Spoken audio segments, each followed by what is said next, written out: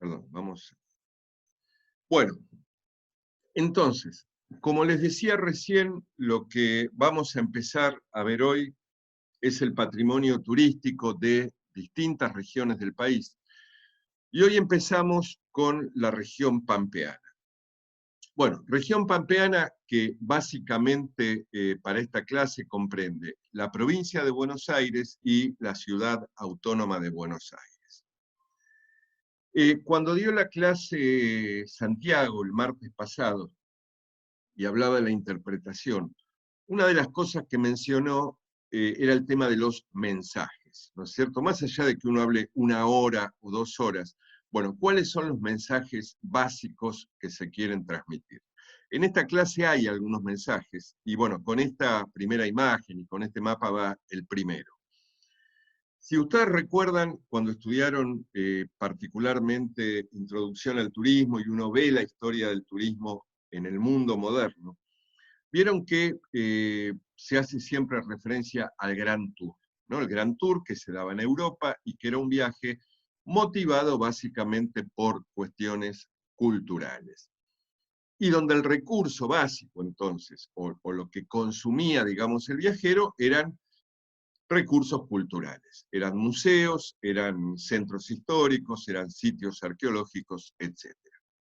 Ahora, fíjense que cuando venimos a nuestro país, el inicio del turismo y podríamos decir la construcción de un patrimonio turístico tiene otro carácter, porque en este caso no van a ser recursos culturales, sino recursos naturales. Entonces, ese es el primer mensaje. El desarrollo del turismo en el país y, digamos, la construcción de un patrimonio turístico se va a basar en todas las regiones. Hoy nos vamos a focalizar en esta, pero después vamos a ir pasando a otras. Se va a basar entonces en recursos naturales. Y esa lista que tienen ahí a la izquierda de la imagen es una lista que en realidad está tomada de la promoción que hacía el gobierno provincial hasta hace poco tiempo de los recursos turísticos de la provincia. Había un quinto que de todos modos lo voy a mencionar, pero lo saqué hoy. Pero fíjense que cuando el gobierno de la provincia de Buenos Aires decía, bueno, a ver, ¿qué es lo que tiene la provincia para ofrecer? ¿Cuáles son los recursos turísticos? Aparecía La Pampa. Bueno, La Pampa hace referencia en sí al territorio, ¿no es cierto? Las llanuras típicas de esta región del país. La costa, bueno, básicamente toda la costa marítima de la provincia, la muy extensa costa marítima de la provincia. Las sierras, y ahí tenemos en esta imagen los dos sistemas serranos. El que está más arriba, más al norte, sería el sistema de Tandilia, que empieza en el centro de la provincia de Buenos Aires y termina en Mar del Plata. Y más al sur, menos extenso, las sierras que se conocen con el nombre de Ventania. Bueno, y finalmente el delta del río Paraná. Como les decía, se agregaba un quinto recurso que eran las ciudades, ¿no? En general se hablaba de las ciudades, que en ese caso sí, al hablar de una ciudad, estaríamos ante un patrimonio cultural. Pero entonces, básicamente, y como van a ver ahora en un momento, lo que movió el inicio del turismo en el país fueron entonces recursos naturales. Ahora, nos podemos hacer una primera pregunta referida a, bueno, ¿cuáles fueron los primeros destinos? O sea, ¿cómo empieza esta idea de pasar un tiempo fuera de su residencia habitual? Y en realidad tenemos que empezar diciendo, bueno, quiénes practicaban eso y cuál era el foco emisor. El foco emisor básico era la ciudad de Buenos Aires, la principal ciudad de toda esta región y aún del país. Y por supuesto quienes podían practicar esto de pasar un tiempo fuera de su casa para descansar, para pasar el verano, para estar en contacto con la naturaleza. Era un núcleo reducido de la población que era la clase alta, ¿no? La clase que tenía los recursos económicos, básicamente, para poder hacer esta práctica.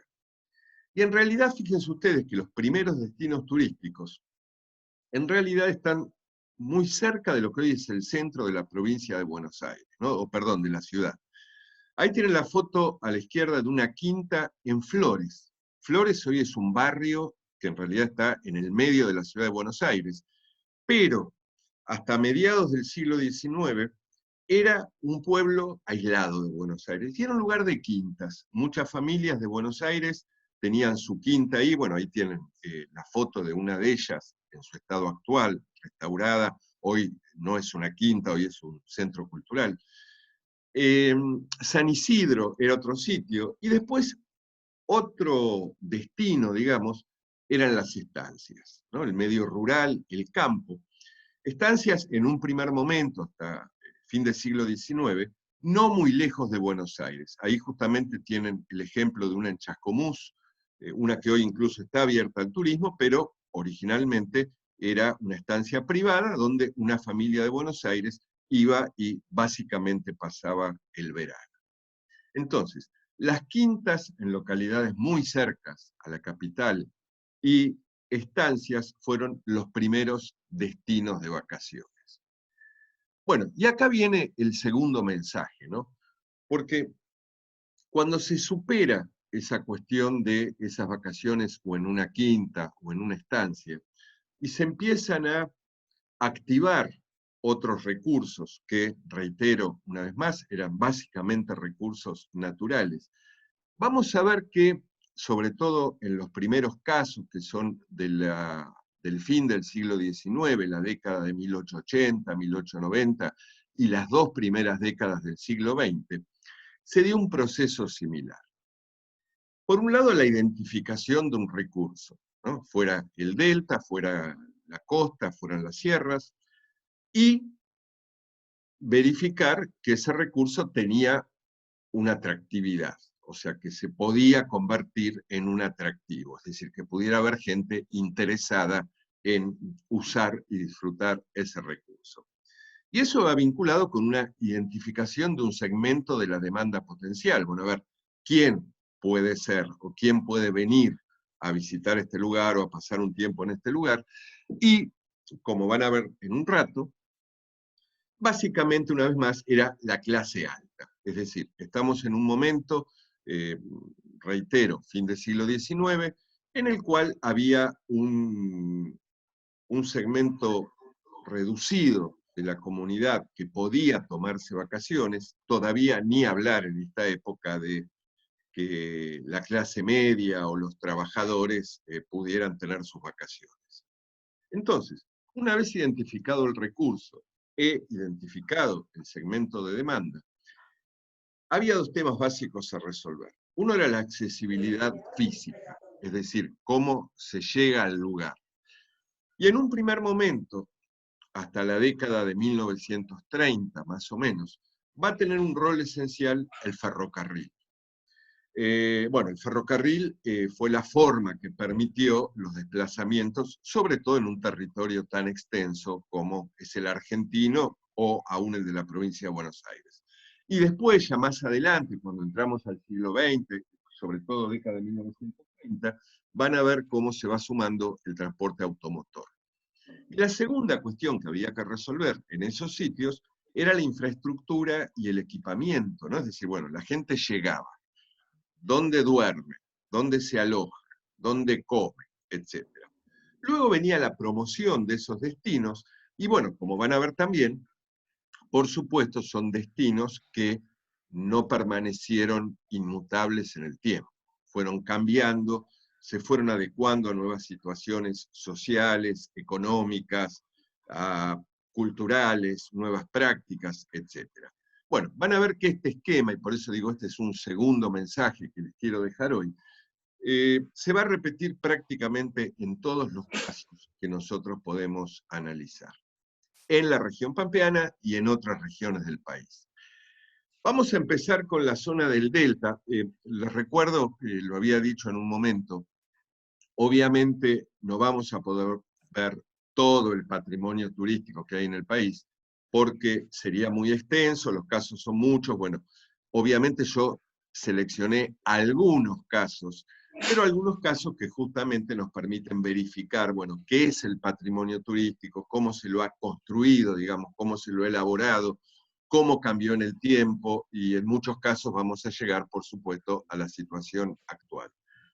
Pero empiezo justamente por Tigre, porque Tigre en realidad es uno de los componentes fundamentales del patrimonio turístico del país y de esta región. Piensen ustedes, estamos muy cerca de Buenos Aires, estamos a poco más de 30 kilómetros de la ciudad de Buenos Aires, es prácticamente una visita obligada para los turistas que visitan Buenos Aires, sobre todo bajo la forma de excursión. Bueno, Tigre está justamente ahí en la zona donde comienza el delta del Paraná. En la foto de la derecha ven una imagen actual de la ciudad. Y fíjense que hay un río, el más extenso que ven, que es el río Luján. De un lado hay ciudad, pero del otro lado ya no. Ya son las islas del delta del Paraná. Ahora, Tigre surge como pueblo en el siglo XVIII. En ese momento ya había producción en el delta, se producía madera, mimbre, algunos frutales se cultivaban. Entonces, Tigre era un puerto al cual esa producción del delta del Paraná llegaba en barcazas, en botes inclusive, y desde ahí era llevada a la ciudad de Buenos Aires. Ese fue el origen de la ciudad. Ahora, ¿qué sucede? Cuando vamos avanzando en el siglo XIX, ese paisaje tan característico del delta, ¿no? Con sus ríos, sus arroyos, las islas, en parte cubiertas por una frondosa vegetación, empieza a ser atractivo, sobre todo para los habitantes de Buenos Aires, justamente como un lugar de descanso, un lugar de vacaciones, y todo eso se facilita o se acentúa cuando en el año 1865 llega el ferrocarril, ¿no? Que sale de Retiro y llega a Tigre. En más o menos una hora, que es casi lo mismo que tarda hoy. Pero piensen que un viaje en carreta o en transporte tirado por caballo, que llevaba varias horas, bueno, el ferrocarril facilita, acorta el tiempo de viaje, con lo cual se va a ir haciendo cada vez más común el tema de ir a Tigre. Y uno de los grandes propulsores de Tigre y la zona del Delta fue Domingo Faustino Sarmiento. Les digo quién es para quienes sobre todo nos visitan y nos acompañan desde otros países.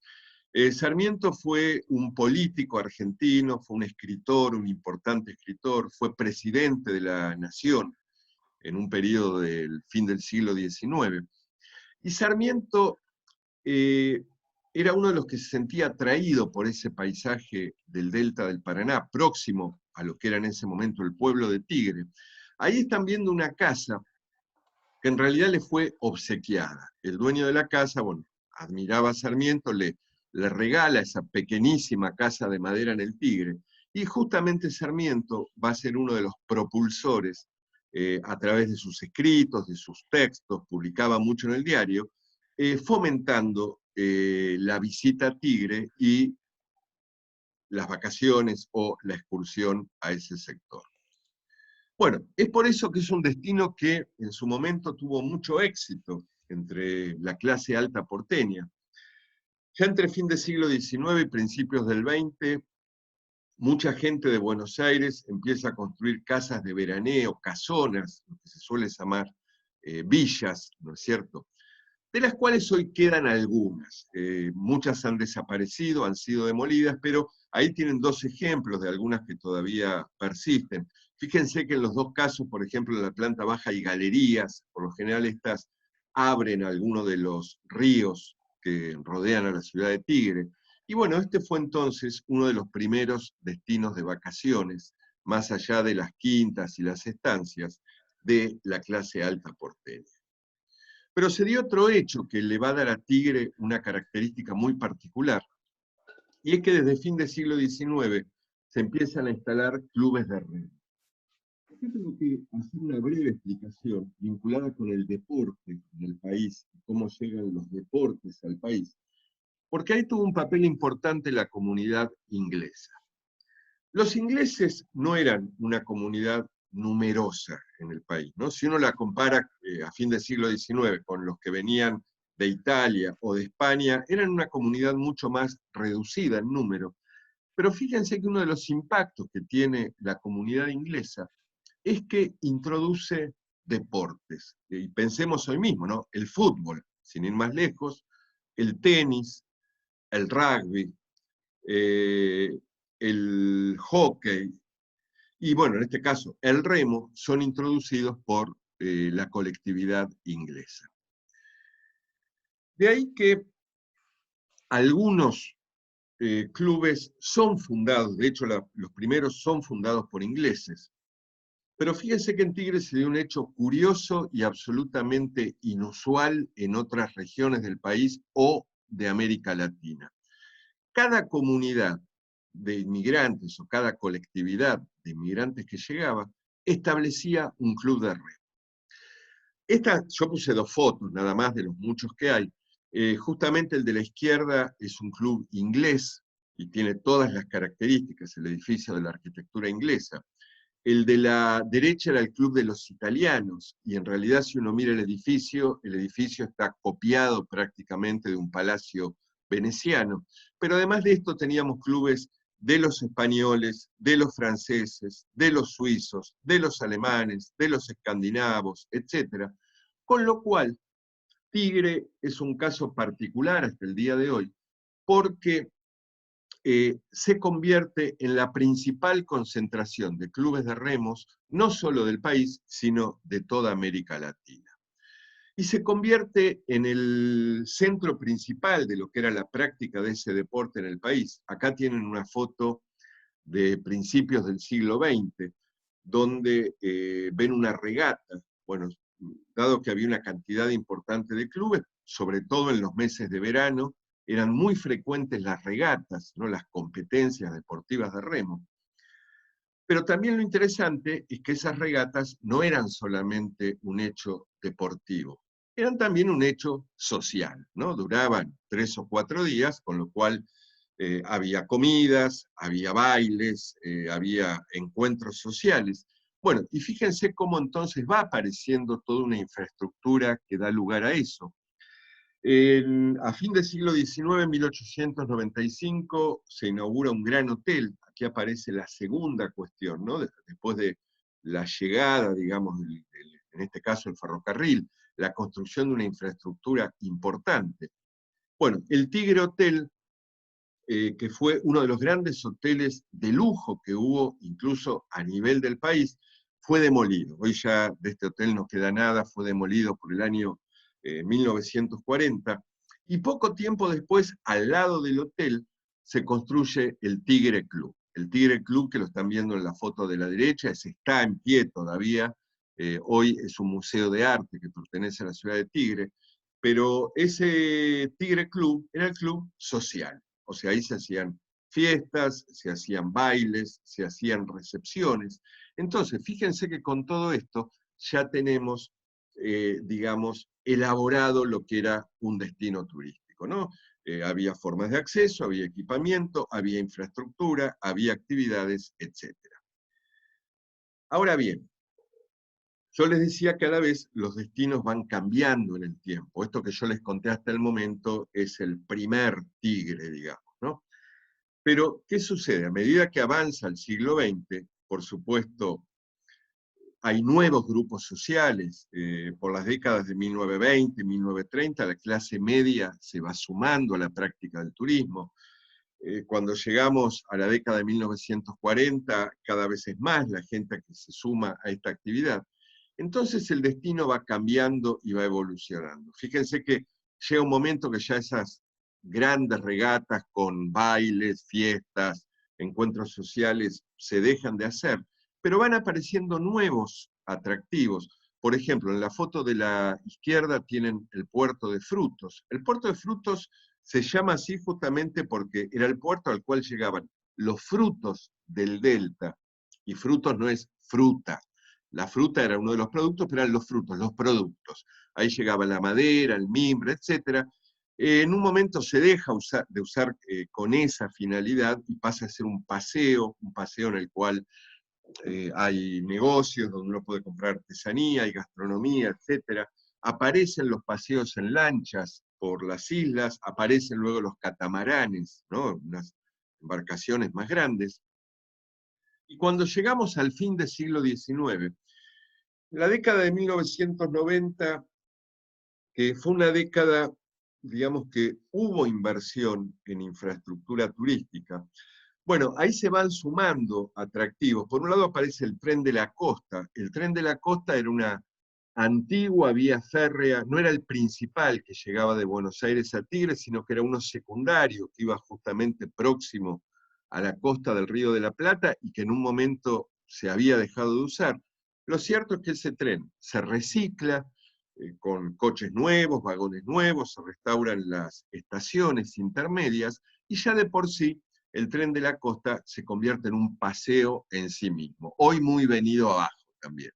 Y por otra parte se construye un importante eh, digamos, lugar de diversión también en esa época, que es el Parque de la Costa, que está prácticamente pegado a la estación al cual llega el tren de la costa.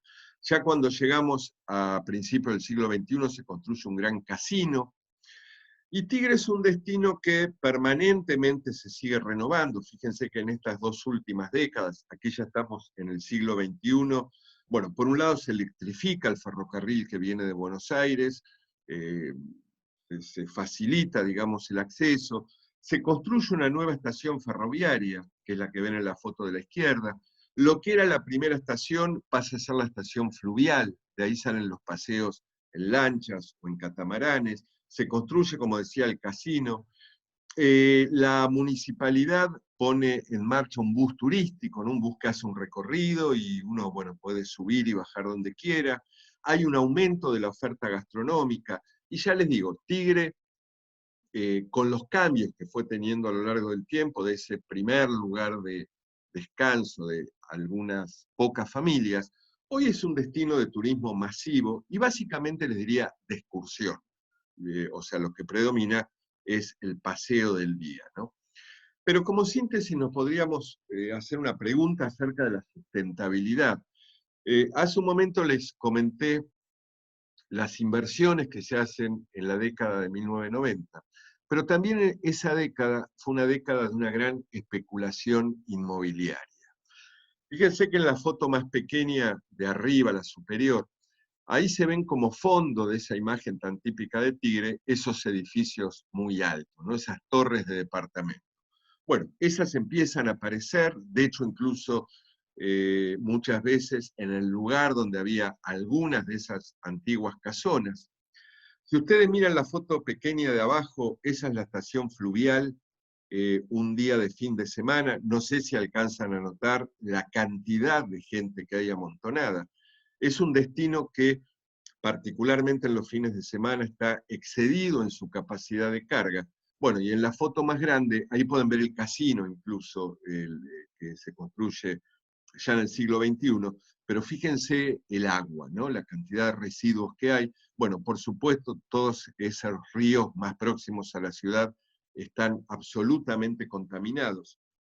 Entonces, fíjense cómo acá estamos, ante el caso de un patrimonio turístico, por supuesto, sin ninguna duda. Reitero, Tigre es uno de los principales componentes de un patrimonio turístico en la provincia de Buenos Aires y aún en el país, pero como ven ustedes, con toda una serie de problemas que vienen de, digamos, un turismo en el cual no prevaleció una planificación que respondiera a la sustentabilidad. Incluso para cerrar, bueno, les comento que, por ejemplo, esos clubes que les acabo de mostrar y otros más que no he mostrado por un tema de tiempo, hoy sí son considerados un patrimonio cultural de la ciudad. Ahora, por lo general, quien va a hacer la visita a Tigre no va motivado por cuestiones culturales, ¿no es cierto? Lo que va es a disfrutar justamente de ese paisaje, de todas las atracciones que ofrece la ciudad, paseos en lancha, ir al casino, ir al Parque de la Costa, comer, etc. Bueno, y pasamos a la costa, y vamos a hablar directamente de lo que fue el primer importante destino de vacaciones marítimas, digamos, en el país, que es la ciudad de Mar del Plata, y lo que es aún hasta el día de hoy el principal centro turístico del país. Ahí tienen una foto de la costa antes que existiera incluso el pueblo de Mar del Plata, ¿no? ¿Qué había ahí? Yo cuando hice la introducción de Argentina les expliqué, bueno, cómo a fin de siglo XIX se va ganando territorios, se van ocupando territorios. Y bueno, lo cierto es que la provincia de Buenos Aires, aún las zonas costeras, eran básicamente zonas de estancias, ¿no? Estancias que en particular criaban ganado, practicaban la agricultura, etc. Bueno, y en este caso, donde hoy está la ciudad de Mar del Plata, había una estancia, pero una estancia con una particularidad. Esas instalaciones que ustedes ven sobre todo a la derecha de la imagen, son saladeros. Saladero era la forma, digamos, de conservar la carne antes que apareciera el frigorífico, ¿no? Justamente la carne se salaba, se le ponía mucha cantidad de sal gruesa para que se pudiera conservar durante algún tiempo. Entonces, en este caso había una industria, digamos, porque el saladero era una industria, y ustedes están viendo un muelle, ahí es donde esa carne salada se embarcaba para ser llevada al punto de consumo básico que era la ciudad de Buenos Aires. Bueno, fíjense que esa especie de bahía que están viendo ahí es la actual Playa Bristol, o sea, ese es el centro actual de la ciudad de Mar del Plata. Cuando yo les hablé de las sierras, les decía que las sierras de Tandil terminan en Mar del Plata. Bueno, fíjense que al final se ve en el fondo de la foto como una especie de loma, ¿no es cierto? Bueno, esas son las sierras que cada vez más bajas, perdiendo mucha altitud, se hunden, digamos, o se pierden en el mar. De ahí que otra particularidad de la costa marplatense, que no está en otras regiones de la provincia, es la presencia de rocas, ¿no? Rocas que son parte de ese sistema serrano.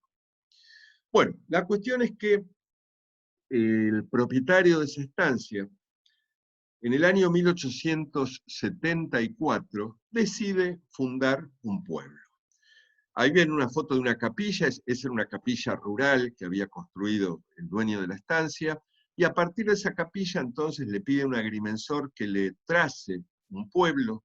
La foto grande tiene el plano original de Mar del Plata, pero fíjense que en ese momento no está pensado como un lugar turístico, ¿no? Él funda un pueblo, era algo habitual que se venía haciendo en la provincia, que dado que iba aumentando la población y las actividades productivas agropecuarias, se fundaban pueblos para, digamos, agrupar a la gente, bueno, generar centros de servicios, etc. Incluso fíjense que esta vocación no turística del pueblo de Mar del Plata se ve en ese, ven que en la foto hay un puerto, incluso dice Proyecto Puerto Mar del Plata, que eso no es más, nuevamente, ahí ven una bahía, no sé si alcanzan a leer, que dice Plaza Colón, esa es la playa Bristol, y la que le sigue es la playa que hoy se llama Varese. Es decir, esos son los lugares hoy más turísticos, se puede decir, o las principales playas de la ciudad de Mar del Plata, pero no pensadas así en ese momento. Perdón, antes de pasar de Tigre a Mar del Plata, me olvidé de preguntar si había alguna pregunta que quisieran hacer. Si hay alguna, por favor la persona conecta el micrófono, hágala y si no, continúo. Bueno, no la hay, seguimos adelante. Ahora, ¿cómo se pasa de ese pueblo a un destino turístico? Y ahí entra en la escena un señor que se llamaba Pedro Luro. Pedro Luro era de hecho un empresario. Pedro Luro compra la estancia original donde estaban los saladeros en el momento que el pueblo era incipiente, el pueblo se estaba formando. Y él es el que se imagina que esa ciudad, o ese lugar, digamos, ese pueblo, podría convertirse en un centro turístico. Era un hombre que como empresario tenía mucha visión. Y justamente en algunos textos se dice que a él se le ocurre eso cuando él ve que algunos trabajadores del saladero, en los días de mucho calor en verano, se metían en el mar. Se metían en el mar para refrescarse. Entonces él los veía que se bañaban, que se divertían, y dice, bueno, ¿y por qué esto no puede ser un lugar balneario, ¿no? Un lugar de vacaciones? Bueno, y ahí es donde empieza a hacer las gestiones, y aquí aparece una vez más lo que yo les decía, el segundo mensaje de esta clase. Hay que resolver cómo llegar y hay que resolver la infraestructura. En ese momento no existía el automóvil, el medio de transporte era el tren, pero el tren llegaba a Maipú. Maipú está un poquito más al sur de Dolores, o sea, está prácticamente en la mitad de lo que es el camino de Buenos Aires a Mar del Plata. Lo cierto es que Luro hace una serie de gestiones y hace que en el año 1886 el ferrocarril llegue a Mar del Plata. Y después, no él directamente, pero bueno, con el impulso de Luro, ahí participa uno de sus hijos, se va a construir lo que fue el primer gran hotel de Mar del Plata, el Hotel Bristol, que se inaugura en el año 1888. Demolido, también fue otro de los grandes hoteles de lujo que existieron en la Argentina de fin del siglo XIX, principios del siglo XX, hoy ya no existe. Y yo les decía que la otra cuestión era la demanda. Bueno, ¿a quién va dirigido este producto? Y por supuesto iba dirigido a la clase alta de Buenos Aires. Lo que Luro también había visto era que en Europa, y eso es lo que está ilustrando la foto inferior, ese es un cuadro de un pintor español, en Europa se estaba poniendo de moda a fin del siglo XIX ir al mar, justamente. No tanto bañarse en principio, pero se decía que el mar tenía propiedades curativas, respirar aire marino hacía bien a la salud, y bueno, la gente que tenía mucho dinero iba y se pasaba un mes o 2 meses al lado del mar. Entonces, Luro dirige ese producto a la clase alta porteña, y ahí tienen dos fotos eh, haciendo referencia a estas dos cuestiones, ¿no? La estación de ferrocarril, no la primera fue mucho más precaria, si se quiere, pero fíjense que ya a principios del siglo XX se construye esa que ven a la izquierda, que, digamos, por el tamaño, por lo importante de la construcción, nos da una idea de lo importante que era el destino. Esa es probable que muchos de ustedes la hayan visto, la hayan conocido, porque después durante muchos años funcionó como terminal de ómnibus. Actualmente es un shopping, ¿no? Modificada respecto a lo que era originalmente. Y en la foto de la derecha tienen una imagen del Bristol Hotel. El Bristol Hotel estaba casi pegado, muy cerca a lo que hoy es el Casino de Mar del Plata. Y bueno, fue, una vez más, digo, uno de los grandes hoteles que hubo en el país, pero demolido por la década de 1940 también. Hoy hay un enorme edificio de departamentos donde estaba este hotel. Lo cierto es que esa clase alta porteña responde muy positivamente a este, digamos, producto que ha creado Pedro Luro.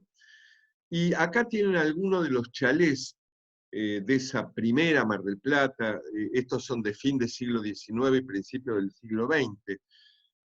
La gente de la alta burguesía porteña va a empezar a construir sus casas de veraneo en Mar del Plata, que como ustedes pueden ver, eran casas muy importantes, ¿no es cierto?, de grandes dimensiones, con una arquitectura muy importante, con estos aspectos medio de castillo, si ustedes quieren, porque justamente imitaban lo que eran los balnearios que en ese momento estaban de moda en Europa, que eran balnearios más que nada de la costa norte de Francia, ¿no? Y bueno, aquí tenemos lo que fue la primera Mar del Plata, entonces. Una Mar del Plata que era un destino totalmente elitista, era un destino de clase alta, absolutamente atado a una estacionalidad. Esto se usaba en verano, empezaba en diciembre, terminaba en marzo y el resto del año seguía al pueblo, digamos, con la poca población estable que tenía, pero estas casonas estaban cerradas. Y también unas vacaciones que solían durar 3 meses, ¿no? Esta gente se trasladaba a Mar del Plata en los meses de verano, y de alguna manera repetía la misma vida que hacía en Buenos Aires, ¿no es cierto? Vida social, en este caso a orilla del mar, paseos, encuentros sociales, fiestas, recepciones, bailes, etc.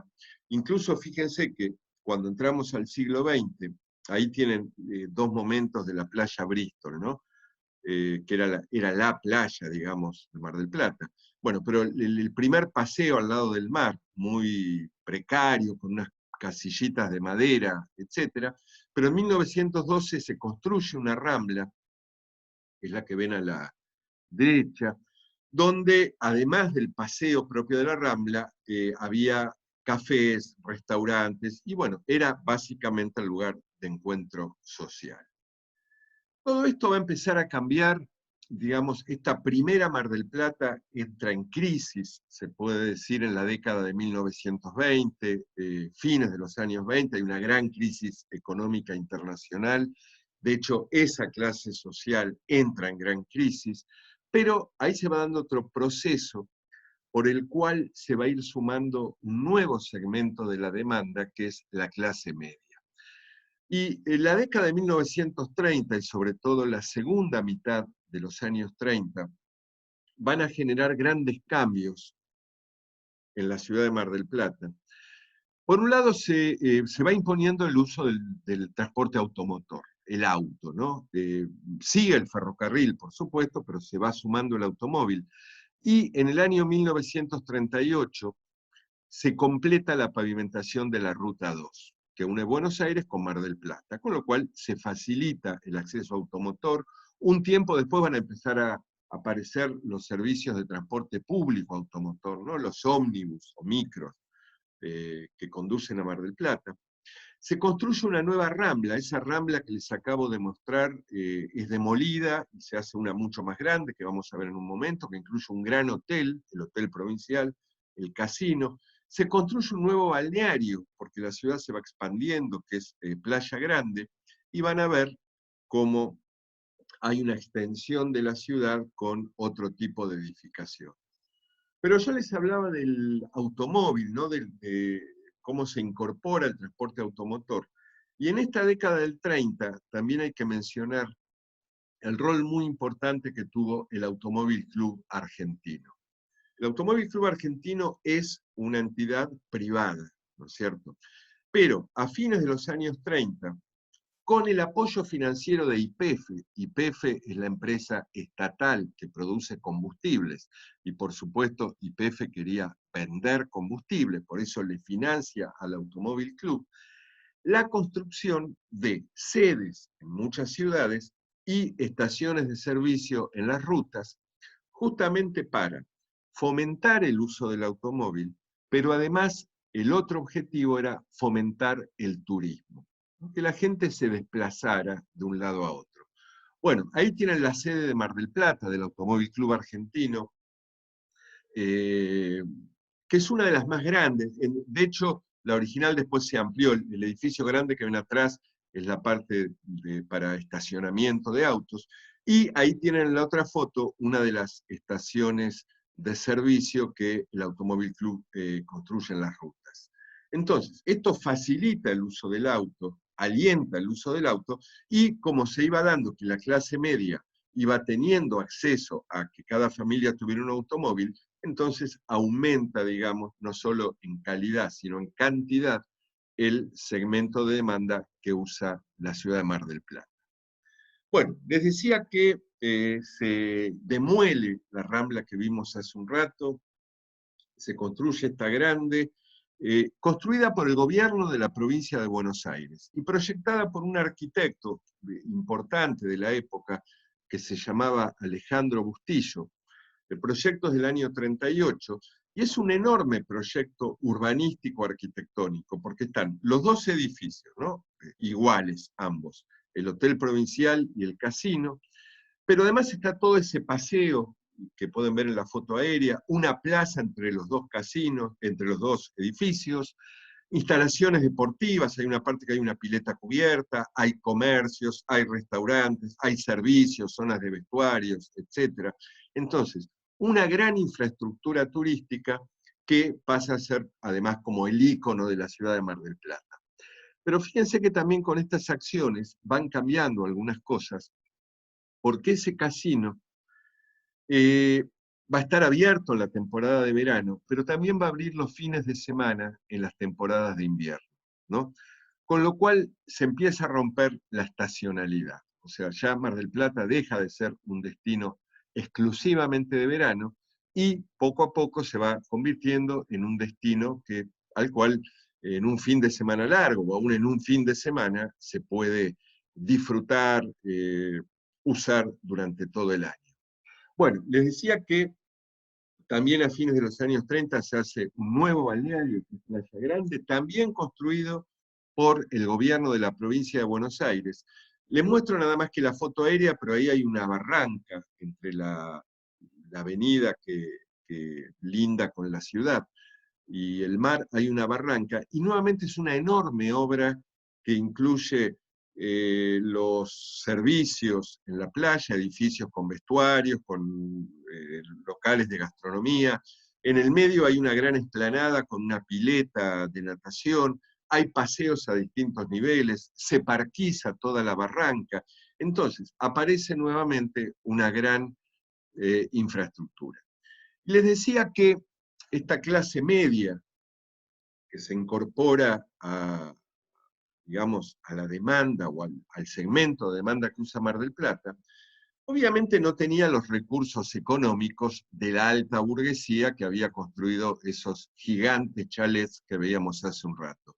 Pero fíjense cómo en los nuevos barrios que van surgiendo, aparece este otro tipo de chalet, mucho más pequeño, ¿no? En un lote de 10 metros de ancho, pero con un sello muy particular. Puse dos ejemplos nuevamente de muchísimos que hay. Ustedes ven techo de teja, bueno, la piedra, que es una piedra del lugar, es un elemento muy común, usado como revestimiento o como adorno. Ahí en la foto, el chalet más blanquito, fíjense que tiene algunas partes con piedra. Tanto es así que este estilo arquitectónico, que después uno lo encuentra en otras ciudades del país, de hecho en La Plata, si uno mira con atención, en algunos barrios va a encontrar este tipo de casas, que son típicas de las décadas de 1940 y 1950, simplemente se lo conoció como estilo Mar del Plata. Ahora, nuevamente hay un cambio importante después de 1945. En el año 1946 asume la presidencia del país Juan Domingo Perón. Y Perón, uno de los, digamos, principios con los cuales llega al poder era la idea de justicia social. Y eso quería decir, bueno, brindarle a la clase trabajadora, que era la que más había sido desprotegida a lo largo de la historia del país, brindarle acceso a la educación, acceso a la salud y también el acceso al turismo, ¿no? Al poder tener unos días de descanso durante el año, unos días de vacaciones. Y una de las políticas que se va a implantar entonces a partir del año 1946 es el turismo social, que se va a dar básicamente a través de sindicatos, ¿no? Sindicatos, recuerden, son los gremios, digamos, que agrupan a trabajadores de un determinado ramo, ¿no? El sindicato de los trabajadores ferroviarios, el sindicato de los camioneros, el sindicato de los petroleros, el sindicato de la industria textil, etcétera, etcétera. Entonces, a través de esos sindicatos se van a construir una cantidad de hoteles que van a ser accesibles a muy bajo costo, a muy bajo precio, digamos, por los afiliados al sindicato. Y vamos a ver ahora un ejemplo muy particular, que es el complejo que se hace en Chapadmalal. Pero por otra parte, una característica que aparece en la época de Perón es que se aprueba la ley de propiedad horizontal. Después voy a lo del turismo de masas, pero para explicar esto de la propiedad horizontal. Esta es una ley que permitía la construcción de edificios de departamentos. Que cada departamento tuviera un dueño distinto, ¿no? Yo me compré el A, fulanito se compró el B, menganito el C, cosa que antes no se podía, antes tenía que ser todo el mismo dueño. Entonces, el impacto que tuvo esa ley, no solo en Mar del Plata, sino en muchas ciudades del país, pero bueno, Mar del Plata es un caso muy especial, es que empieza a dar lugar a una importante especulación inmobiliaria, ¿no? En la década de 1950 y en las que siguen, y les diría que prácticamente eso sigue hasta hoy, un poco de la mano de los vaivenes económicos, se van a empezar a construir estos edificios de departamentos que prácticamente le cambian la cara a Mar del Plata, ¿no? Bueno, muchos se construyen donde antiguamente estaban esos grandes chalés de la alta burguesía, que ya no los podían mantener más, habían cambiado las condiciones económicas, los ponen en venta, algunos quedan en pie, ahí tienen uno, un ejemplo en una esquina, prácticamente hoy ahogado, digamos, por los edificios de departamento, y en la foto de la izquierda la avenida Colón, con lo que es la imagen actual, digamos, del centro de Mar del Plata, eh, caracterizado, digamos, por esa densificación de edificios de departamento de muchos pisos de altura. Por otra parte, les decía, bueno, todo este turismo social se da a partir de las construcciones de hoteles. Hoteles que, digamos, son de calidad media en general, y bueno, es muy probable que muchos hayan tenido la experiencia, pero Mar del Plata, no solo en hoteles sindicales, tiene esas características de hoteles de los años 50, 60, 70, con habitaciones muy pequeñas, donde casi tenemos el espacio mínimo para estar más un equipamiento, por supuesto hay comedor, uno puede almorzar o por supuesto desayunar y almorzar o cenar, salones de estar, etc. Y les decía que hay un caso muy especial vinculado al turismo social, que es el complejo de Chapadmalal. Esto en realidad está fuera de Mar del Plata, está a mitad de camino entre Mar del Plata y Miramar. Pero esto lo hace directamente el gobierno, no se hace a través de un sindicato. Es un enorme complejo, son muchas hectáreas de terreno sobre la costa marítima, y el complejo incluye 9 hoteles. Ahí están viendo algunas imágenes de esos hoteles, enormes hoteles, además con todo el equipamiento complementario. Ya de por sí los hoteles tienen su equipamiento de lugares de estar, comedor, salas de juegos, etcétera, pero aparte un equipamiento para todo el complejo, había comercios, una capilla, sala de cine, sala de atención de primeros auxilios, etcétera, y esto era entonces una forma en que la gente que tenía escasos recursos económicos, pagando una suma muy modesta, digamos, muy módica, podía tener acceso. En general, el mes se partía en 3, y bueno, se pagaban 10 días de vacaciones al lado del mar. De estos grandes complejos hay 2 únicamente hechos en el país a fines de la década de 1940, además de este de Chapadmalal.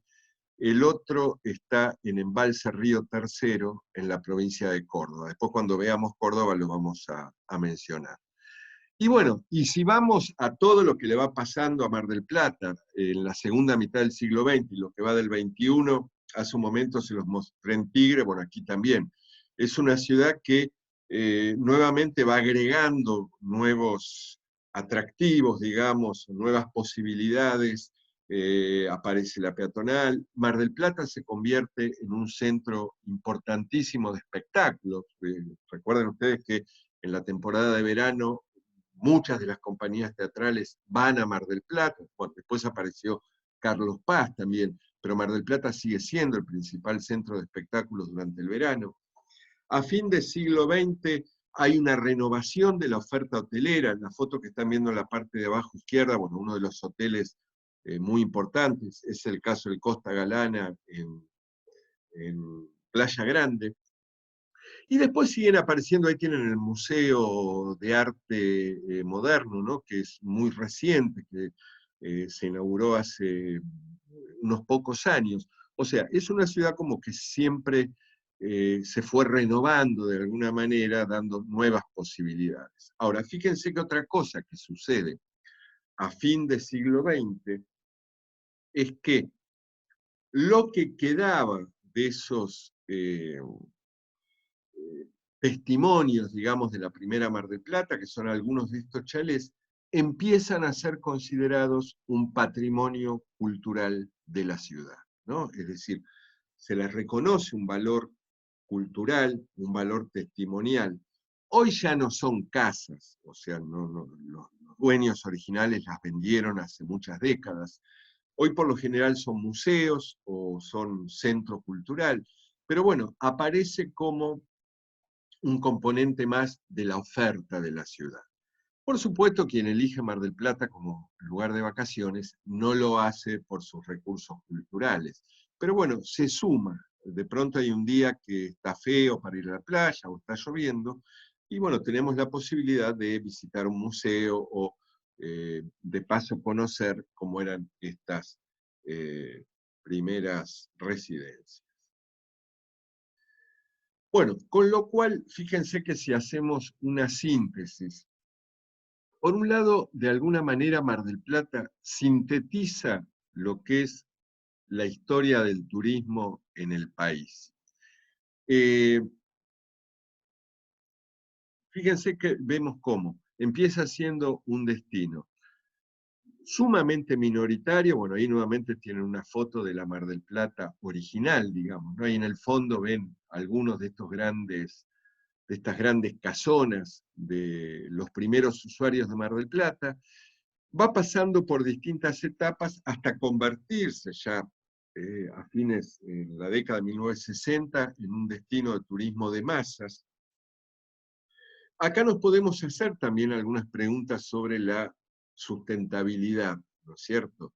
Pero bueno, lo cierto es que la oferta es amplísima, con lo cual satisface también un muy amplio segmento de la demanda, ¿no? En Mar del Plata tenemos, como les decía, desde los hoteles de lujo hasta hoteles sindicales, desde los restaurantes más sofisticados hasta en los últimos años se ha impuesto mucho en el centro el del restaurante de tenedor libre. Entonces, bueno, un destino que se ha ido acomodando a los cambios sociales, económicos y culturales que se han dado en el país, por supuesto, cambiando el escenario, ¿no es cierto?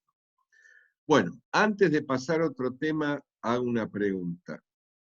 Mejor dicho, pregunto si hay alguna pregunta o comentario que quieran hacer, y si no, pasamos a otro.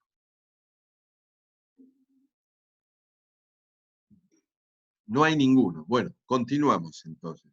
Estoy yendo más rápido, no sé si porque no les veo las caras, hablo demasiado rápido, pero bueno, capaz que hasta me da tiempo de dar algo más que lo tenía ahí en reserva. Pero no, para completar el tema de la costa bonaerense, ¿no? Porque, bueno, nosotros nos detuvimos particularmente en el caso de Mar del Plata. Pero fíjense que en esa primera época, digamos, esa primera época que corresponde a fin del siglo XIX y principios del XX, Mar del Plata no es el único destino que aparece. Y hay dos, básicamente, que son un poquito posteriores, pero uno es Mar del Sur. Mar del Sur está un poco más al sur de Miramar, no está muy lejos de Mar del Plata. Bueno, ahí se lotea un sector con la idea de también construir un balneario. En 1911 se habilita ese hotel que están viendo ahí. El hotel se llamaba y se llama, existe, hoy no funciona, ¿no? Se llama Hotel Boulevard Atlántico, perdón, ahí veo que cometí un error ortográfico, dice Atlántico, pero es Atlántico. Pero fíjense, claro, ¿qué pasó a diferencia de Mar del Plata?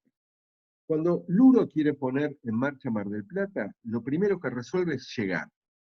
Hace gestiones para que llegue el ferrocarril. En este caso lo pensaron al revés.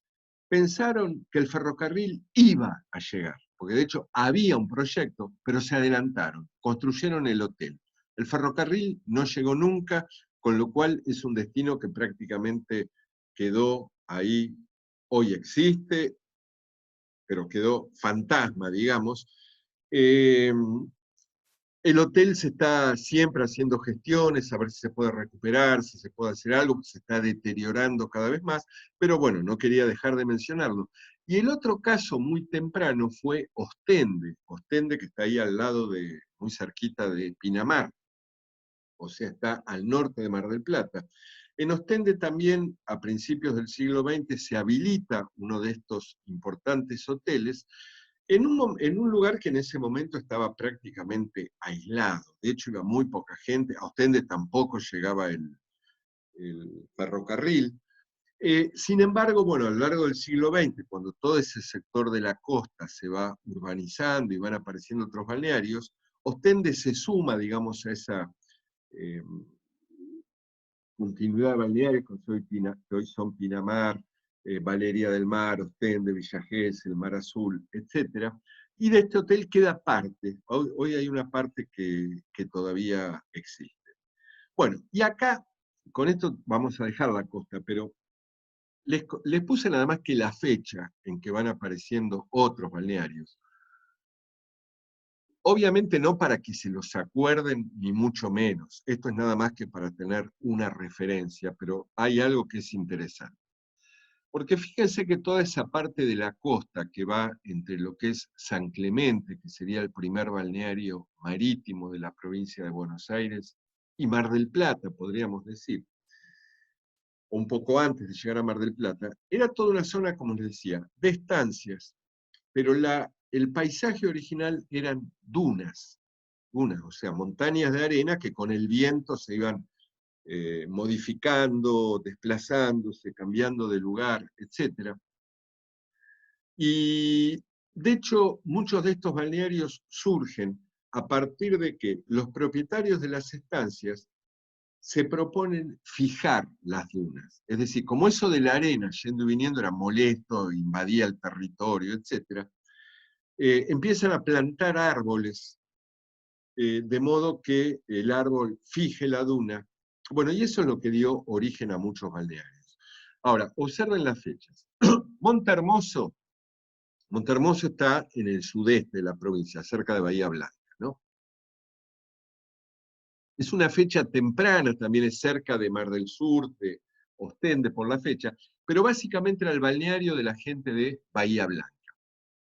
Pero fíjense que los demás, hasta Santa Teresita, San Clemente, Mar de Ajó, Villa Gesell, Mar del Tuyú, Pinamar, San Bernardo, Santa Teresita, están entre mediados de los años 30 y mediados de los 40, ¿no? En esos 10 años. Aparece toda una cantidad de balnearios que justamente es la época en que se va imponiendo el uso del automóvil. Entonces, son todos balnearios que en realidad surgen a partir de operaciones inmobiliarias, es decir, el dueño de la tierra llama a un agrimensor o a un arquitecto en algunos casos, como el caso de Pinamar, se hace un diseño, ¿no?, de un loteo con calles, manzanas, etcétera, y se ponen a la venta. Pero fíjense que buena parte están en ese periodo en que justamente se va imponiendo el uso del automóvil. Y después ya hay otra etapa más reciente, ahí tienen Las Toninas y Costa del Este, que son ya de los años 60, o aún más reciente, como es el caso de Cariló o Mar de las Pampas, ¿no? Bueno, y con esto prácticamente toda una parte de la costa bonaerense hoy está urbanizada, ¿no? Lo cual también genera, como ustedes saben, algunos problemas vinculados con la sustentabilidad. Por las dudas, ¿hay alguna pregunta? Porque si no pasamos a otro tema. Bueno, no hay pregunta y vamos a hablar ahora brevemente del otro recurso natural, que en la lista que yo les mostré en la primera imagen en realidad era el primero, ¿no? La Pampa. Claro, cuando uno piensa en la provincia de Buenos Aires, la idea típica del paisaje provincial es esa inmensidad, esas grandes llanuras, bueno, justamente el ambiente rural. Fíjense que cuando recién empezamos, yo les decía que justamente el campo fue uno de los primeros destinos de vacaciones, ¿no? Cuando todavía no existían los destinos turísticos y no existían los centros turísticos, justamente Parte de las vacaciones, por supuesto, una vez más, de ese segmento muy minoritario de la sociedad, era ir al campo. Pero en las últimas décadas del siglo XX, y en lo que va del XXI, vuelve a aparecer el campo como destino bajo esta modalidad que llamamos turismo rural. Ahora, ¿cómo surge esta idea del turismo rural, digamos, en el siglo XX, ¿no? O en la segunda mitad del siglo XX? Y en realidad surge en Europa. Francia particularmente va a ser uno de los países impulsores del turismo rural en la década de 1950. ¿Qué pasaba? Europa salía, o hacía poco había salido, de la Segunda Guerra Mundial. La Segunda Guerra Mundial había sido devastadora, se habían destruido, bueno, en primer lugar hay que decir, hubo millones de muertos, de víctimas de la guerra, eso fue lo peor, pero además se habían destruido ciudades enteras por los bombardeos, bueno, por supuesto una recesión económica terrible que había afectado a todo el mundo, inclusive, por supuesto, a las zonas rurales. Entonces, en realidad, esta idea de un turismo rural va surgiendo como un modo de recuperar zonas rurales, ¿no? Digamos, de a poco iba habiendo una recuperación de la actividad económica, pero bueno, se ve que el campo, el ambiente rural, podía ser también un atractivo para la gente de las ciudades, y entonces van apareciendo esta idea de alojamientos rurales, visitas a establecimientos, etc. En nuestro país va a aparecer un tiempo después, y justamente surge en la década de 1990. Yo les mencionaba la década de 1990 hablando de Tigre, y les decía, bueno, hubo mucha inversión por un lado, en Tigre les mencionaba, ahí se construye el tren de la costa, el parque de la costa y demás, pero en realidad las políticas neoliberales de ese momento generaron una gran crisis en el sector agropecuario, ¿no? Digamos, la producción primaria, la agricultura y la ganadería pasan por un momento muy fuerte de crisis. Para muchos propietarios de estancias se hacía difícil mantener lo que tenían, y ahora vamos a ver, vamos a mencionar algo del caso de las estancias. Entonces, ahí el turismo aparece como una alternativa, o sea, una actividad complementaria a la actividad principal, que seguía siendo la producción, que entonces permitía, bueno, seguir con tener ganado o practicar la agricultura, pero, bueno, tener una ganancia económica que permitiera inclusive mantener, ahora vamos a ver incluso algunos edificios muy importantes que están en ambiente rural. Y eso fue acompañado, lo que les contaba sería desde el lado de la oferta, ¿no? Es decir, bueno, se agrega nuevos componentes a la oferta turística. Pero del lado de la demanda también hubo algunos cambios, porque en las últimas décadas se fue dando que, así como en un momento estaban las vacaciones con mayúsculas, que eran los días, los meses de verano, bueno, ir 15 días a la playa, la gente que podía hacerlo, o algunos incluso iban un mes, tener periodos más cortos de vacaciones, pero más cantidad de pausas, podríamos decir, en el año, ¿no? Que podían ser, bueno, los días de Semana Santa o la escapada del fin de semana, el fin de semana largo.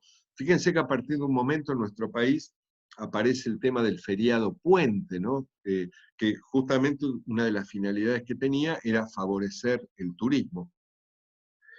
Pero claro, ¿qué sucede? Que a veces para esa escapada de fin de semana, o aún del día, el paseo del día, ¿no? Salir de la rutina en la que vivo todos los días de mi vida, claro, no podemos ir a destinos que estén muy lejos. Entonces, de pronto todo esto, que en muchos casos está relativamente cerca de los centros emisores, pasa a ser una opción, ¿no? Es decir, ahí empieza a haber, bueno, un juego interesante, un círculo interesante entre la oferta y la demanda. Entonces, una de las cosas que empiezan a suceder a partir de la década de 1990 es la apertura de estas grandes estancias. Y aquí tengo que comentar algo. Ustedes saben que una estancia es un establecimiento rural, ¿no? Donde la finalidad principal es la producción rural, ¿no? Tener ganado, cultivar, etcétera, etcétera. Pero fíjense que vuelvo a ese periodo de fin del siglo XIX, principios del XX. Bueno, esta alta burguesía, que eran los que tenían propiedades inmensas de miles de hectáreas, también van a empezar a construir sus residencias rurales, que ya no son más esa estancia modesta que, si ustedes recuerdan, o luego la pueden volver a ver, eh, les mostraba en Chascomús, que era prácticamente una casita muy simple. Empiezan a construir estos grandes edificios que hoy tienen un valor cultural. Estos edificios son parte de un patrimonio cultural, que están acompañados a la vez de todo una parquización alrededor. Fíjense que sobre todo en la foto de la derecha alcanzan a ver un lago, que por supuesto es artificial. Acá intervenían grandes arquitectos paisajistas. Ahora, estas estancias fueron y siguen siendo privadas, con lo cual estaban cerradas al público. Es decir, no había la posibilidad de que el público en general, salvo que uno fuera amigo de los dueños, eh, que ninguno de nosotros seguramente somos amigos de dueños de estas grandes estancias, pero bueno, salvo que uno fuera amigo de los dueños, no había posibilidad de entrar, de conocerlas, de visitarlas, de disfrutarlas, de recorrer el parque, etc. Bueno, pero justamente en esta crisis del sector agropecuario de los 90, bueno, una de las cuestiones que aparece es que muchas de estas estancias se empiezan a abrir al público, ofreciendo toda una variedad de servicios, ¿no?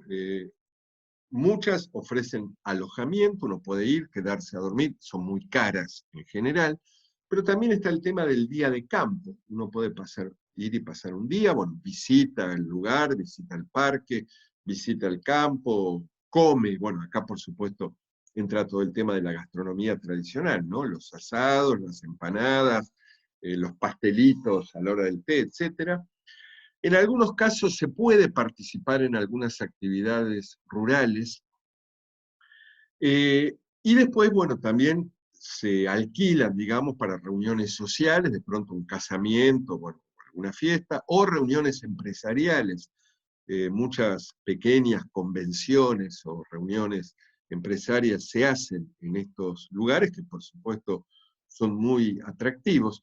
Entonces, fíjense que eh, si bien reitero, si uno se quiere quedar a dormir o pasar unos días, son caras, no es un turismo accesible, pero sí muchas veces el día de campo, ¿no? Uno por una suma no muy alta, y de hecho hay agencias que lo organizan, es un lugar muy visitado, es un tipo, digamos, de patrimonio muy visitado por los turistas extranjeros que justamente quieren vivir ese día de campo, comer la comida tradicional argentina. Se organizan shows folclóricos, bueno, donde podríamos discutir un poquito el tema de la autenticidad, ¿no es cierto?, de esos gauchos y de esas paisanas, pero bueno, saben que esto pasa en todos los lugares que de alguna manera se activan para el turismo. Bueno, como les decía, hay la posibilidad de participar en algunas actividades, ¿no es cierto? Fíjense que otras de las cuestiones que aparecen en los cambios en la demanda en las últimas décadas es esta cuestión de la experiencia, ¿no? El turista quiere tener nuevas experiencias, quiere vivir algo distinto, bueno, en este caso se puede, ya les digo, por un día ser partícipe de este tipo de actividades rurales. Pero en todo este tema del turismo rural, aparece otra cuestión, además de las estancias, que son estos pequeños poblados, que en el caso de la provincia de Buenos Aires hay cantidad. Muchos nacen, ahí en la foto de la derecha tienen la estación de Carlos Ken. Carlos Ken es un pequeño pueblito que está cerca de Luján, que fue uno de los primeros que empezó con esta modalidad de una especie de reciclar el pueblo, reciclar en el sentido de darle una nueva vida. Estos pueblos se estaban quedando sin habitantes, ¿no? La gente, sobre todo la gente joven, se iba, o porque, bueno, quizás muchos de los quienes me estén escuchando vengan de alguno de estos pueblos, pero se iban porque se iban a estudiar a las ciudades donde hay universidad y no regresaban, o se iban buscando nuevas fuentes de trabajo. Lo cierto es que acá hay toda una parte fundamental de la historia de la provincia de Buenos Aires, del patrimonio cultural de la provincia de Buenos Aires, que estaba prácticamente desapareciendo. Si no desapareciendo físicamente, como les decía, desapareciendo porque algunos prácticamente se estaban convirtiendo en pueblos fantasmas. Bueno, fíjense que justamente esta modalidad del turismo rural o ir al ambiente rural, sumado a este tema de la escapada del fin de semana o el día de excursión, hace que muchos de estos pueblos puedan tener una nueva eh, orientación, digamos, ¿no? Lo que les estoy mostrando acá es un programa que había lanzado hace unos años ya el gobierno de la provincia de Buenos Aires, creo que ahora está ahí frisado, digamos, ¿no? Pero en un momento el gobierno provincial, a través de lo que era la subsecretaría y en un momento Secretaría de Turismo de la provincia, larga un programa que se llama Pueblos Turísticos, donde justamente la idea era buscarle un destino a estas pequeñas poblaciones, alentando el desarrollo de actividades turísticas sostenibles en pueblos que tuvieran hasta 2.000 habitantes. Bueno, ahí están algunos de los objetivos del programa, que era, por un lado, reforzar el sentido de identidad, es decir, que quienes viven en esos pueblos se sintieran habitantes de ese pueblo, que el pueblo fuera parte de su propia identidad. Crear fuentes de empleo, bueno, algo siempre muy loable, ¿no es cierto? Generar posibilidades de trabajo. Detener el despoblamiento, bueno, y fíjense que el lema, digamos, ¿no? La frase con la cual se promocionaba este programa era "encuentre lo auténtico". Ahora, era un programa en el cual básicamente lo que hacía el gobierno provincial era capacitar a la comunidad local. Es decir, que esa comunidad local fuera la prestadora de servicios. Entonces, bueno, quien tenía un almacén o podía dar servicios gastronómicos se convertían en una pequeña empresa capacitada para atender a los visitantes. Aparecía el tema de los guías, los que nos contaban la historia. Y fíjense que lo interesante de este programa fue que, o de esta tendencia, digamos, ¿no? Porque inclusive hay muchos pueblos que no entraron formalmente en este programa de pueblos turísticos, pero desarrollaron también programas locales, digamos, de atraer visitantes. Pero fue que justamente todo un patrimonio cultural modesto, acá no estamos viendo ni importantes cascos de estancias, ni parques muy importantes, ni edificios muy significativos, ni históricos, pero fíjense como, por ejemplo, bueno, la artesanía local, la comida casera, que también para mucha gente, hay muchos chicos de la ciudad que nunca vieron un pollo, o sea, comen pollo pero no saben cómo es el bicho, el animal, digamos, ¿no? O esas almacenes donde uno puede tomar, no sé, un aperitivo o comer una picada. Algunos platos típicos, lo que están viendo ahí en la foto del ángulo superior derecho, son las famosas ensaimadas de San Pedro, que eso lo trajo, bueno, una de las comunidades inmigrantes, pero es un producto típico de ese lugar. Entonces, todo este patrimonio, que ya les digo, no es el gran patrimonio cultural argentino, nada de esto es monumento nacional o tiene un alto reconocimiento patrimonial, pero fíjense cómo todo este patrimonio se suma a una oferta turística. Bueno, ¿hay alguna pregunta o comentario acerca de esto? Alfred, me meto, porque justo leí una pregunta que dice que Metete, sí, hay un programa en México llamado Pueblos Mágicos, sí, que desde lo conceptual es lo mismo. O sea, lo que buscan es el rescate de esas tradiciones de pequeños pueblos que incluso personalmente me parece que cada día, al tener más gente viviendo en grandes urbes, tiene más valor y es algo que turísticamente funciona muy bien. De Exacto. hecho, de vuelta, no solamente, antes era un turismo que tal vez estaba muy asociado a eventos, la gente visitaba estos poblados en fechas especiales, pero a partir de que estos pueblos empiezan a ver el negocio y a entender cómo ofrecer algo, no solamente en un día especial, eh, están funcionando muy bien. Incluso en el tema de las estancias, Alfred, yo hablando con algunas de estas estancias, me comenta que cada vez más turistas argentinos la visitan. Sí, sí, no, de hecho que sí. No, yo lo que comentaba, viste, que algunas, por supuesto que las que funcionan con alojamiento es el tipo hotel boutique, ¿no es cierto? Además los servicios son de muy buena calidad, con lo cual ahí hay un freno económico, digamos. No todo el mundo puede ir y pasar 3, 4 días en las estancias porque sale muy caro. Pero sí el tema del día de campo, ¿no? Por supuesto. Sí, No, y que yo un además... comentario, sí, además, bueno, Santi menciona el caso de México. De hecho, aquí en Argentina, este programa que yo les estoy comentando era del gobierno provincial. En el gobierno de Macri, digamos, cuando todavía turismo era ministerio, se había lanzado un programa que se llamaba Pueblos eh, Auténticos, Ujú, que tomaba todo el país. Este que yo les comenté, bueno, pueblos turísticos era provincia de Buenos Aires.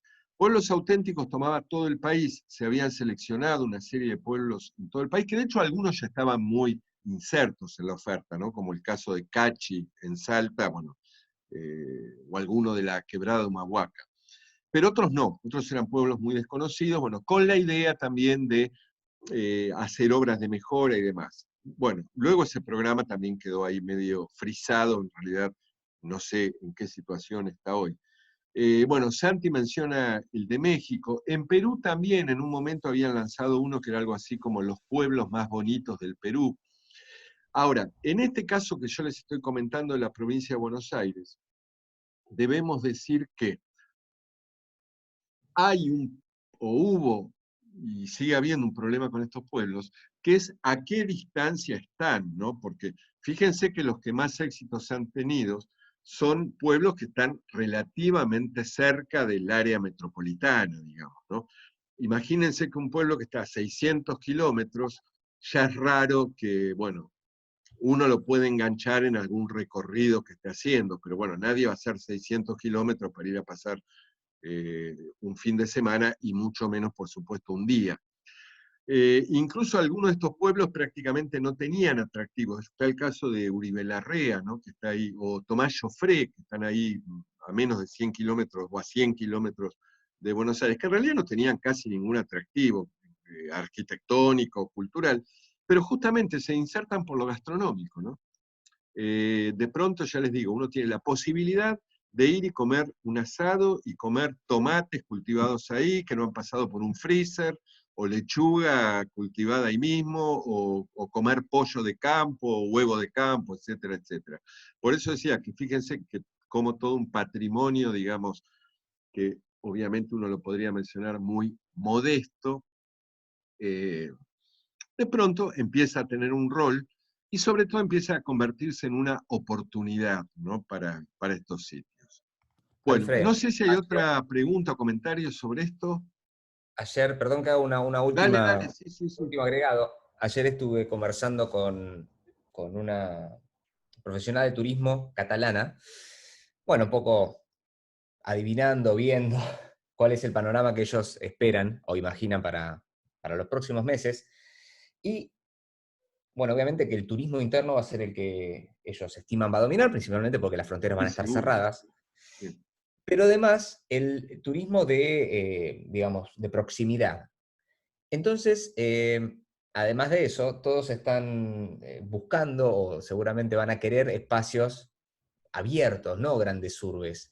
Y casualmente los pequeños pueblos están, entre comillas, asustados por cómo van a resolver porque en el momento en el que se empiecen a levantar, la gente naturalmente probablemente quiera ir a visitar sitios, viajar. ¿Y cómo van a resolver este movimiento de grandes urbes a esos pequeños pueblos que en otros momentos no sucedían y que por ahí no van a poder controlar, poder recibir, incluso con medidas, ¿no?, de seguridad y de higiene que tengan sentido, que les permitan hacerlo? O Exacto. sea que podemos llegar a estar pensando en un escenario en el cual estos pueblos de repente empiecen a recibir una demanda aún mayor. Seguramente. Y vos mencionás, Santi, un tema que es importante, que es la capacidad de carga, ¿no? Eh, Ujú. de hecho, yo no lo he visto mucho en estos pueblos del país o de la provincia, pero en algunos pueblos europeos, de hecho, ya pasaba que uno iba un fin de semana y era una explosión de gente. En realidad había ahí un tema, incluso de capacidad de carga psicológica, ¿no? Que es tanta la cantidad de gente que hasta uno no disfruta mucho del paseo. Que eso es algo que eventualmente habría que tener en cuenta. Bueno, ¿cómo manejar? Yo creo que nosotros la ventaja que tenemos acá es que en estos pueblos hay una cantidad impresionante. Uno Sí. hace 200 kilómetros y capaz que pasó por la ruta y cruzó 5 de estos pueblos, ¿no? Pero sí, ante ese escenario que estás comentando, que yo estoy de acuerdo, es muy probable que suceda eso en nuestro país, creo que va a ser uno de los temas que va a haber que manejar, ¿no es cierto? Bueno, cómo, incluso todo lo que vos comentabas acerca de la interpretación, o sea que realmente para la gente que va a ser una experiencia positiva, ¿no es cierto? ¿Mm? Ujú. Bueno, si no hay otro comentario, Yo ahora tengo déjame. otra pregunta, Sí, sí, perdón. perdón, adelante, adelante. No, lo puse en el chat, pero no lo Ah, veo. sí, perdóname, pero yo lo que pasa es que no me quiero distraer con el chat. No, está bien, está bien. Dale, dale, adelante. No, mi pregunta es cuál fue el motivo por el cual el proyecto no sigue en pie, o si hay algo que hayan hecho mal o que no hayan hecho para que no funcione o hoy en día no perdure, si es un tema de financiación, de un mal planeamiento, digamos, o cuál es el motivo.